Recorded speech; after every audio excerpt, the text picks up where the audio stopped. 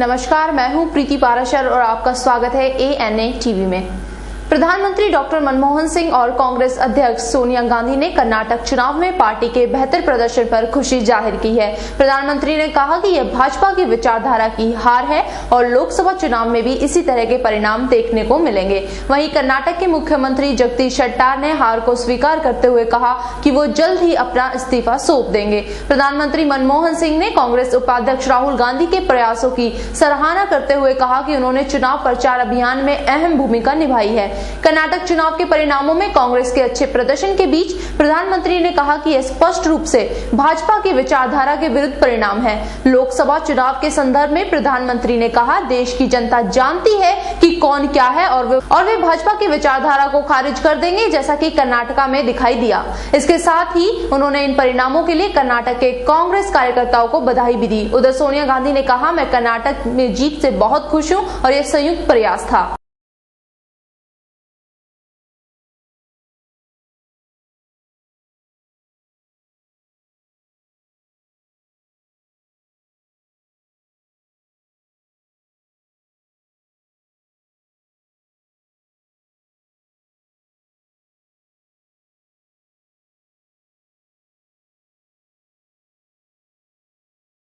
कोयला घोटाले पर सीबीआई द्वारा दाखिल हल्फनामे पर बुधवार को सुनवाई करते हुए सुप्रीम कोर्ट ने सरकार को फटकार लगाई। सुप्रीम कोर्ट ने कड़ी नाराजगी जाहिर करते हुए कहा कि केस दर्ज होने के बाद कोयला घोटाले की जांच में कोई खास प्रगति नहीं हुई है। सीबीआई के काम करने के तौर तरीकों पर कोर्ट ने नाराजगी जाहिर करते हुए कहा कि इस मामले में पूरी रिपोर्ट के दल बदल दिया गया है और कैसा माना जाए आगे निष्पक्ष जांच होगी। उधर अटॉर्नी जनरल ने कोर्ट से कहा कि सीबीआई खुद मेरे घर रिपोर्ट लेकर आई थी। दूसरी तरफ सीबीआई की स्वायत्तता को लेकर सरकार की मंशा पर सवाल उठाते हुए सुप्रीम कोर्ट ने कहा कि बेहतर होगा कि सरकार इस दिशा में 10 जुलाई से पहले कदम उठा ले। सुप्रीम कोर्ट ने ड्राफ्ट रिपोर्ट में बदलाव को सुझाव के लिए कड़ी नाराजगी जाहिर की। कोर्ट ने कहा कि सीबीआई को सरकारी दबाव से निपटना सीखना चाहिए। सुप्रीम कोर्ट ने कहा कि सीबीआई के काम के किसी तरह का दखल नहीं होना चाहिए। उधर अटॉर्नी जनरल ने सुप्रीम कोर्ट में कहा कि सीबीआई खुद मेरे घर रिपोर्ट लेकर आई। इतना ही नहीं, अटॉर्नी जनरल ने कहा कि सीबीआई ने खुद रिपोर्ट दिखाई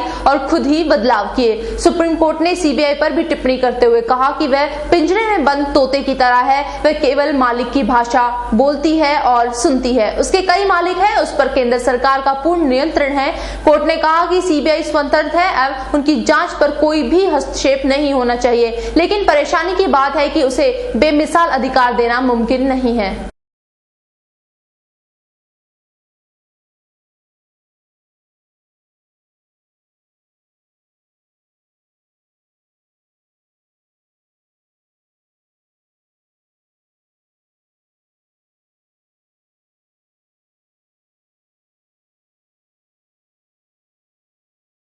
कर्नाटक हायर सेकेंडरी परीक्षा 2013 के परिणाम की घोषणा बुधवार को कर दी गई। फरवरी मार्च में आयोजित इस परीक्षा में तकरीबन 3 लाख विद्यार्थियों ने भाग लिया था। पिछले कुछ दिनों से इसका इंतजार किया जा रहा था। परीक्षा परिणाम राज्य के हायर सेकेंडरी बोर्ड के आधिकारिक वेबसाइट पर उपलब्ध है। परीक्षा परिणाम आप SMS के माध्यम से भी जान सकते हैं। इसके लिए आप अपने मोबाइल पर HSE स्पेस टाइप करने के बाद अपना रजिस्ट्रेशन नंबर टाइप करें और उसे 537252 पर भेज दें।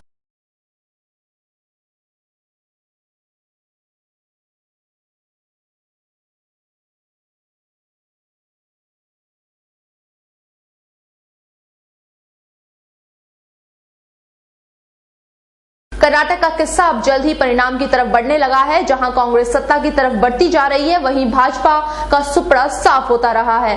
सत्ताधारी दल खिसकते हुए तीसरी पार्टी के रूप में उपस्थिति दर्ज करा रहे हैं। भाजपा उसी दिन हार की ओर बढ़ गई थी जब लिंगायत के सबसे बड़े नेता BS येदियुरप्पा पार्टी से अलग हो गए थे।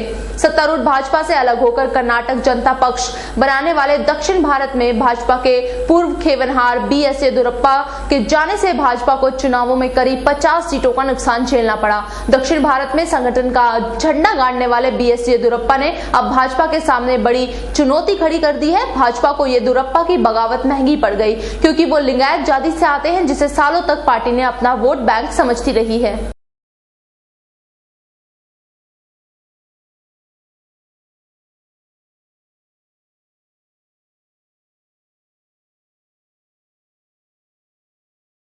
सुप्रीम कोर्ट ने बुधवार को कहा कि सनाउल्लाह को पाक भेजने का सवाल ही नहीं, क्योंकि उनकी सजा अभी पूरी नहीं हुई है। इसके साथ ही सर्वोच्च न्यायालय ने सनाउल्लाह की सुरक्षा के पर्याप्त उपाय न करने पर केंद्र और जम्मू कश्मीर सरकार से भी जवाब मांगा है।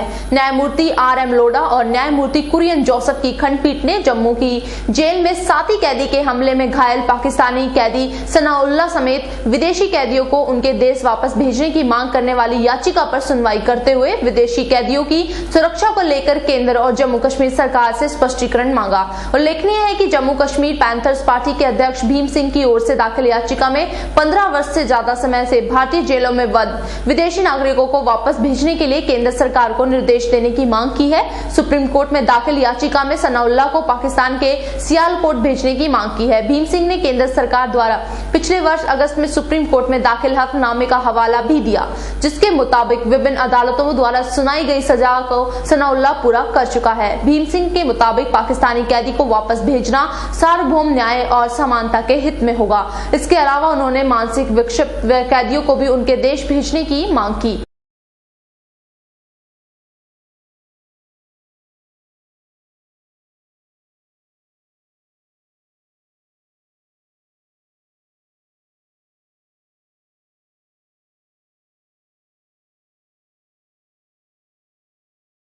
आज की तारीख में जगह जगह पटरी पर दौड़ने के साथ दरअसल मेट्रो दिल्ली वालों के दिलों में भी दौड़ती है। दिल्ली में शायद कोई ही ऐसा होगा जिसने मेट्रो को आज लाइफलाइन न कहा हो। दिल्ली मेट्रो ने अपने लंबे सफर के कई उतार चढ़ाव देखे। 11 साल पहले 24 दिसंबर को 8 किलोमीटर की दूरी से सफर शुरू करने वाली दिल्ली मेट्रो आज दिल्ली के हर कोने तक पहुंच गई है।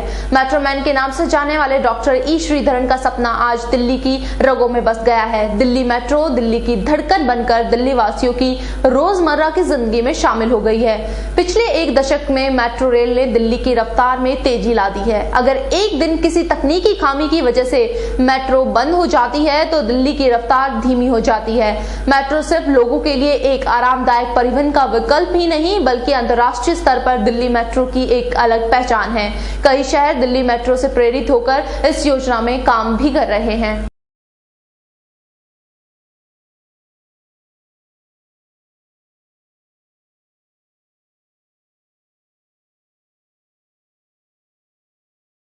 कुल्लू जिले के झुड़ी नामक स्थान पर बुधवार दोपहर करीब 3:30 बजे एक निजी बस व्यास नदी में गिर गई। हादसे में करीब 35 लोगों के मारे जाने की सूचना है। बताया जा रहा है कि 42 सीट की क्षमता वाली इस बस में करीब 60 लोग सवार थे, जिसमें विद्यार्थियों की संख्या अधिक थी। प्रत्यक्षदर्शियों के अनुसार बस की छत पर भी लोग सवार थे। बस आनी से कुल्लू आ रही थी और हादसे की सूचना मिलते ही पुलिस व प्रशासन के साथ स्थानीय लोग मौके पर पहुंचकर बचाव कार्य में जुट गए। अभी तक करीब 15 लोगों को निकाला जा चुका है।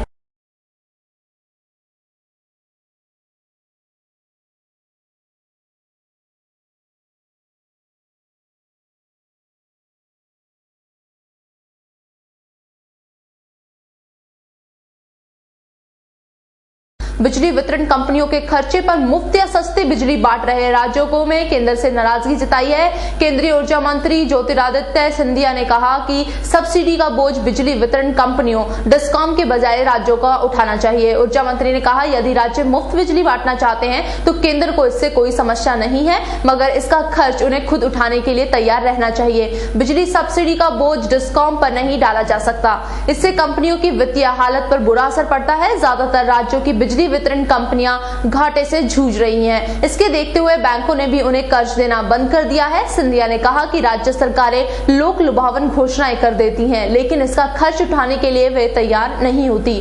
आखिर डिस्कॉम के बैलेंस शीट सरकारी योजना की वजह से खराब क्यों हो? सिंधिया ने किसी राज्य का नाम तो नहीं लिया, लेकिन कई राज्य की सरकारें या तो किसानों को मुफ्त बिजली बांट रही हैं या फिर इसकी घोषणा कर चुकी हैं। ऊर्जा मंत्री का बयान ऐसे समय में आया है जब केंद्र की ओर से डिस्कॉम के कर्ज पुनर्गठन के लिए मंजूर किया गया है। 1.9 लाख करोड़ रुपए का पैकेज राज्यों की कुछ चिंताओं की वजह से फंसा हुआ है।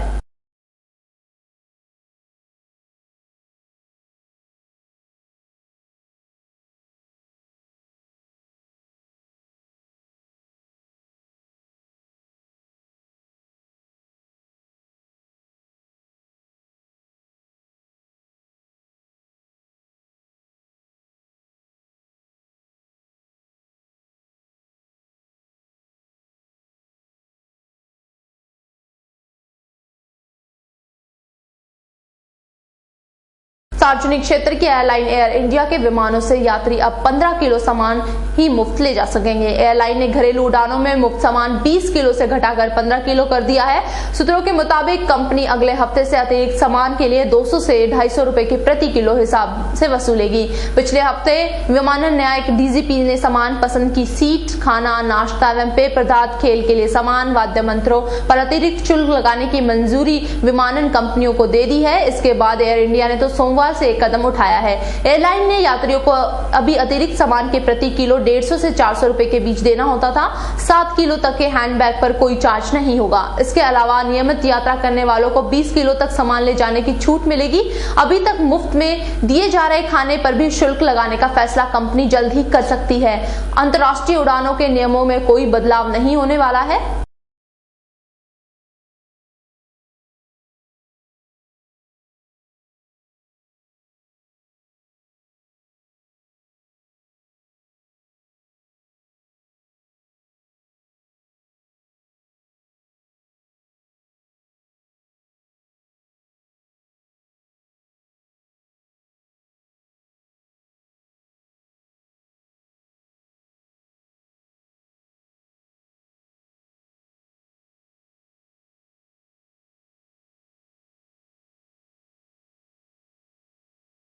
जल्द ही मोबाइल पर बात करना महंगा हो जाएगा। देश की तीसरी सबसे बड़ी telecom operator Reliance communication RCom ने सोमवार को इसकी शुरुआत कर दी है। कंपनी ने जीएसएम और सीडीएम उपभोक्ताओं की दरों में 30% तक का भारी भरकम इजाफा करने की घोषणा की है। नई दरें तत्काल प्रभाव से लागू हो गई हैं। माना जा रहा है कि दूसरी कंपनियां भी जल्द ही दरें बढ़ा सकती हैं। आरकॉम के CEO wireless business Gurdeep Singh ने बताया, देश भर में कंपनी के सभी प्लान 20 से 30% महंगे हो गए हैं। घटते मार्जिन को देखते हुए कंपनी प्रति मिनट राजस्व, आरपीएम और मुनाफा बढ़ाना चाहती है। इसके लिए उपभोक्ताओं पर थोड़ा भार डाला गया है। घरेलू टेलीकॉम उद्योग बुरे दौर से निकलकर फिर से मजबूती की ओर बढ़ रहा है। सुप्रीम कोर्ट द्वारा 122 लाइसेंस रद्द करने के बाद छोटे ऑपरेटर या तो परिचालन बंद कर चुके हैं या फिर बहुत कम जगहों पर सेवाएं दे रहे हैं। इसके लिए उनके द्वारा छोड़ी गई सस्ती कॉल दरों की जंग अब खात्मे की ओर है। इससे बड़ी कंपनियों पर भी दबाव खत्म हो गया है और अब लंबी अवधि की ऐसी कॉल दरें बाजार में लाई जाएंगी जिनसे आने वाले समय में कंपनी को मुनाफा हो।